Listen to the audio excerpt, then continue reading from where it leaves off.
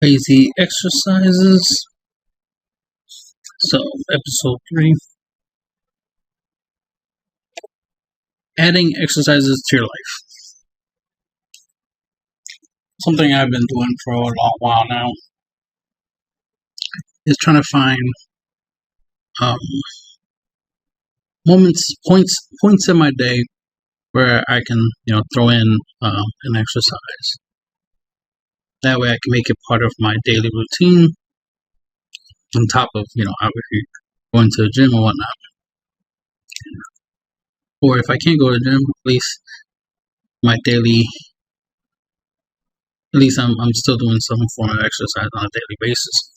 So I try to find ways to, or excuses, I should say. That's how I call it.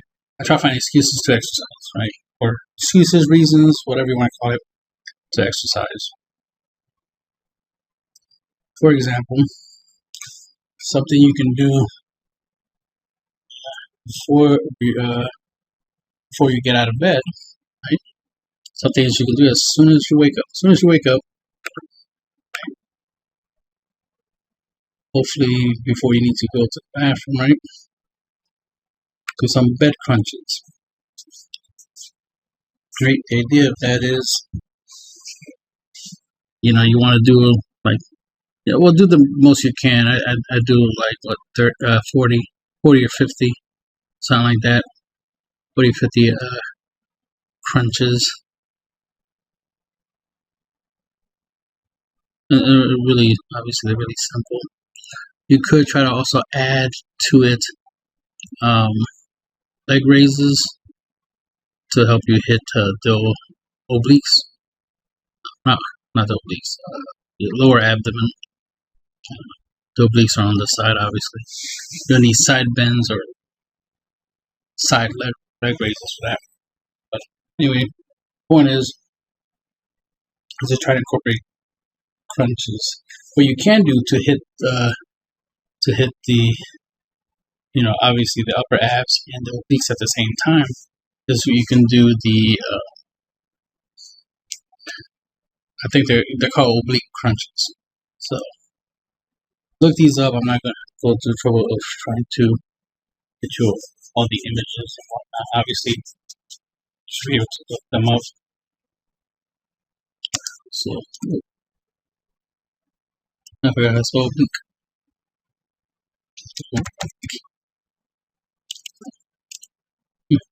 That's oblique. Anyway, so look up doing crunches, doing oblique crunches, so that way you can have that. Next thing you want to do is incorporate jumping jacks. Now, I recommend, jumping jacks whenever you feel like it, but a good time to do jumping jacks would be before you eat. So think of the fact that as soon as you wake up, crunches, right? Then after you shower, use the bathroom, all that good stuff, right? Right before you, well, let's say you have your breakfast before you shower, which would be a good idea. So wake up, do crunches, right? Then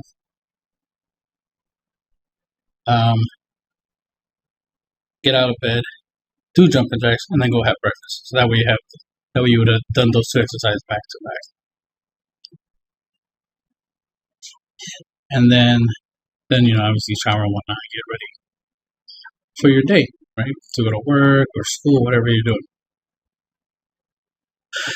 And then, like I said, do jumping jacks before you eat. That's every time you eat. So you already exercise, you already did jumping jacks for breakfast. So if you do lunch, jumping jacks again. Do dinner, same thing. Another thing I like is that not just before you eat, you do jumping jacks, but also do jumping jacks after you eat to try to help you digest and burn that food faster afterwards. So jumping jacks before and after eating, is very beneficial. So you want to incorporate that into your routine. Like I said, I mean, you're already gonna go eat instead of immediately, start to eat. Just do 10, and I'm not saying do a lot of jumping jacks, like, don't, you don't have to do 20, 30, 40, or 100 jumping jacks, right? Just do 10 real quick ones, because the goal is to get your heart rate up. Just to get your heart rate up, just to get you breathing heavy, because that's a very important thing, is you're breathing a lot, because that means when you exhale carbon dioxide, right, you're exhaling carbon. Carbon comes from the food you eat, from carbohydrates. So every time you're breathing, so if you're breathing a lot, right, heavy breathing from exercising, that's a good thing, because that just means you're literally exhausting out calories. So that's the whole point. So the idea is to obviously incorporate calorie burning into your daily activities, instead of just setting like an hour to a day to exercise. You're literally exercising all day, but it's not high impact. It's barely low impact, like really, really low. Like that's why I call it lazy exercise. The idea is just to add a little something to your day. Because think about it, when you get out of bed, you're already doing you're doing a sit up as opposed to crunches, but you get the idea. You gotta, you roll over to your back, you try to get up, right? That's a sit up. So you're sitting up, right? Sit up. So the idea is just to do, like crunches before you do that one sit up, and then go to the bathroom, do what you gotta do, go to the kitchen, make your breakfast and all that stuff. You're already gonna be walking, right? Walking is exercise. So that, obviously we get into that later, walking. But you're already gonna be walking. You're gonna be walking up and down stairs. Right? You're gonna be walking to your car or public transportation or whatever, or to your bike if you ride a bike. So bike riding is an exercise, right? And let's say you typically walk to work, which is not bad. But if you can get an exercise bike, I said exercise bike, sorry. You can get a bike, that'd be better, because that'll let you get to work faster, or let you get to wherever you want to get to faster. But the idea is not to get there faster. You have that option. That's what I'm trying to say. You have the option to go from point A to point B quicker, but instead you can take the longer route. So take the longer scenic route, so it takes as much time as it would take to walk to work. So if instead of taking a 15-minute bike ride to work, you can take a 30-minute bike ride to work, which would be equivalent to a 30-minute walk to work, right? That way, you can travel and go different places and see different things. That's always good, right? Have some life, see different things in life. But, you'll spend more time, right, on the bike, right? You'll spend more time pedaling. And you might want to incorporate a path where you're going to be going uphill more, so that we can add some resistance. So you're going uphill, resistance, bike. Try to avoid downhill, because that's just cheating. that's super lazy. That's not going to help you your fitness, right? So you want to find as many uphill pathway as much as possible, so you can take advantage of that incline. So there's that. Stairs, right? So I said bike riding. So you want to incorporate bike riding. But just in general, just even walking, right? Taking long walks, walking around work. I mean, even just in general, like if you're on your phone watching, you're on TikTok or anything, right? If you're on your phone, period. Phone is mobile. It's known as a mobile phone. We call it smartphone, but obviously it's a mobile device.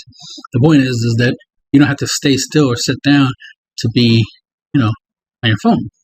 You can walk and TikTok, right? You can walk in YouTube, right? You can walk in Google, right? So you can multitask. So the point is, walk around. Literally, just walk around. Just walk around in circles. If there's an empty space where you can just walk around, in circles aimlessly, right? Just walking around while being on your phone. There you go. There's some exercise. You're incorporating exercising into your daily routine, right? That kind of stuff. Then, like I said, talking about walking, taking stairs as opposed to taking elevators and escalators. Try to take stairs. I try to walk uphill, incline, whatnot. While I'm at it, I forgot to mention at the beginning. Obviously, you see the background, Lazy Exercise Fitness site. The link will be in the description. There's more information. I'm currently updating it. We have some items here you can purchase from Amazon. This ebook here is mine. This has way more lazy exercise information, tips and tricks on exercising at work, at home, on the couch, in a bed, on the floor, right? While standing up, while sitting down. I think I have some information on like how to exercise in the shower, all that kind of stuff. Eating, right? Lots of stuff. So how to lose weight easily. So that's just the idea, right? So there's way more information there than there is in this video. So definitely go check that out if you want all that extra good information. As you can see, there's exercise bike, there's a Fitband. All these things here I personally have myself, so I use these things myself to help me slim down, tone up, all that good stuff. So these are the ways that I, one, lost a lot of weight, and two, kept it off. That's the most important thing. Because losing weight is one thing, but keeping it off is another.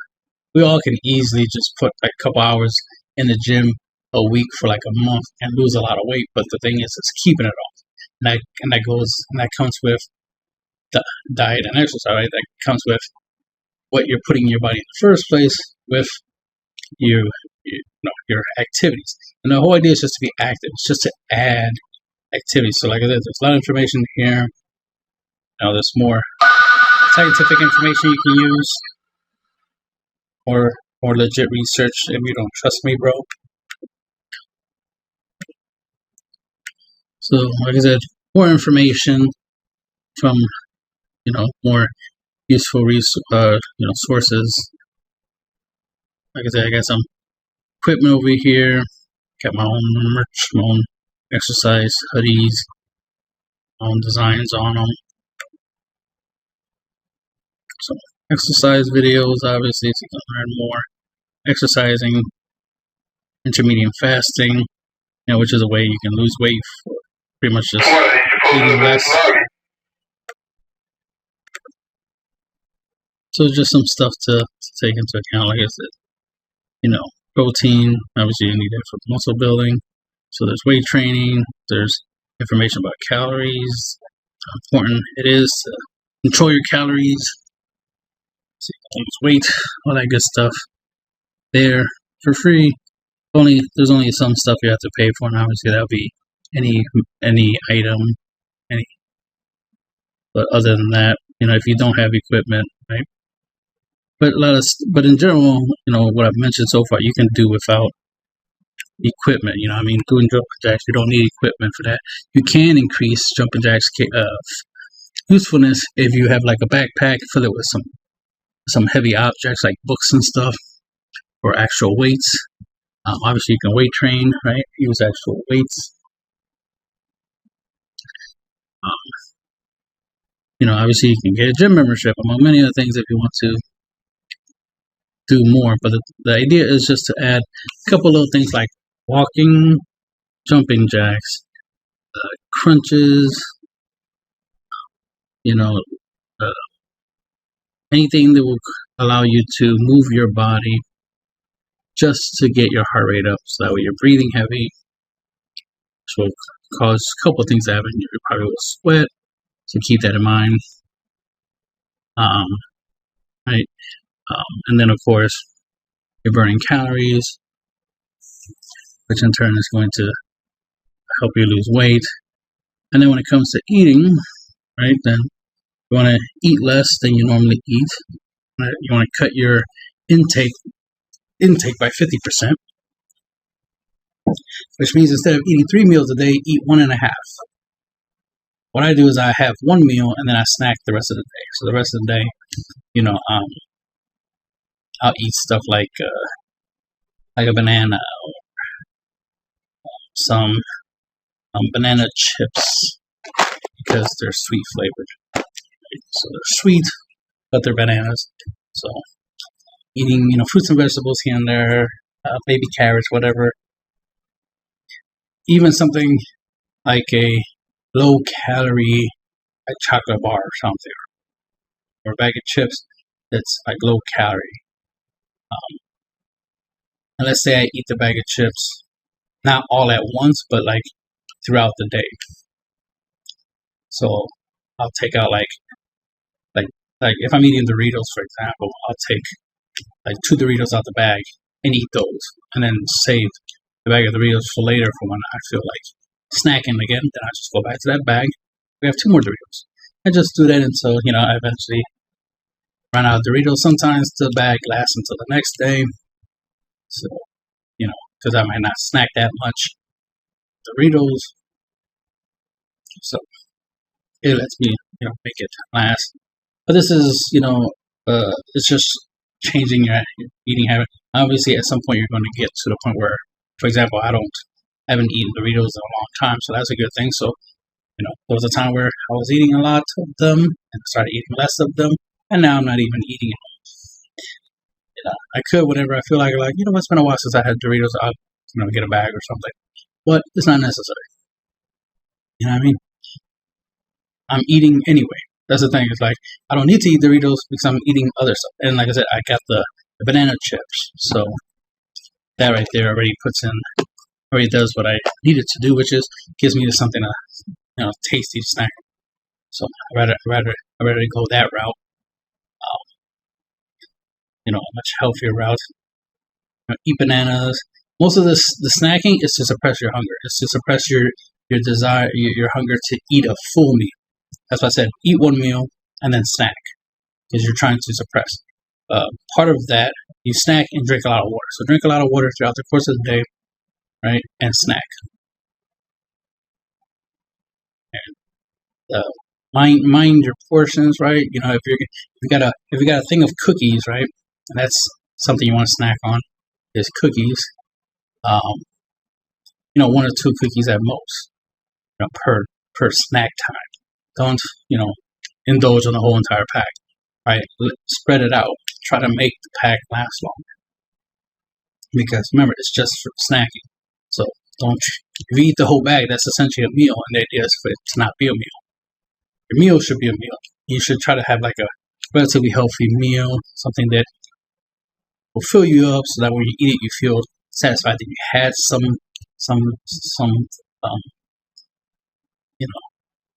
big meal, as it were, big portions, as opposed to all the little snacks here and there, which will be small portions. And then, like I said, drink a lot of water. Interesting enough, there's a thing called vitamin water, which is water with vitamins in it. One I have is 0 sugar, which is good. Definitely should say 0 sugar, and it's Rise Orange. Vitamin water Rise Orange. Sugar, 0 sugar. So that's really awesome. And it's water. That's all it really is water with some flavor. I do have a bottle of water next to it, so once I'm done this 1 bottle of vitamin water, then I just continue drinking water. So the whole point is water. That's your main way of suppressing your hunger is water. Fill yourself up with water. That's another thing. Drink a lot of water before you eat your meal, so that way it helps fill you up. Because remember, you're already putting something in your body, which is a lot of water. Then you're putting in a meal, so that should help you feel fuller faster. And if you feel full, you won't eat as much.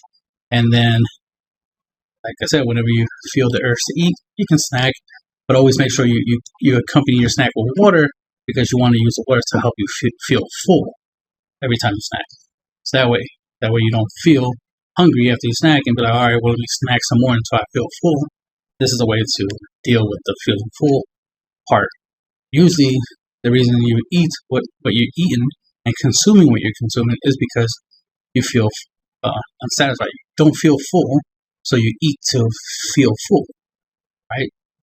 And once you feel full, that's when you stop eating. You notice that, right? So the idea is to make yourself full with water.